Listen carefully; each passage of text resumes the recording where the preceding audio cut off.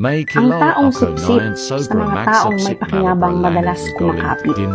Tulad din niya ng mga plastik, hanggat may silbi ka, doon siya didikit. Sa trabaho, yung mga sipsip na lang ang palaging tama. At yung mga nagtatrabaho ng maayos, ang palaging kawawa. Sipsip, sila yung uri ng nilalang na hilig pumapel sa mga amo. Piling nagmamagaling pero isip talangka naman.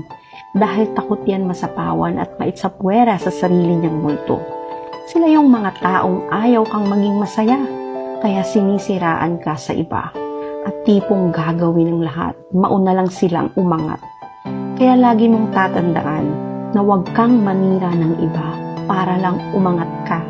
Dahil kahit ano pang pagpapabango ang gawin mo sa sarili mo, sisingaw at sisingaw pa rin ang basurang ugali mo.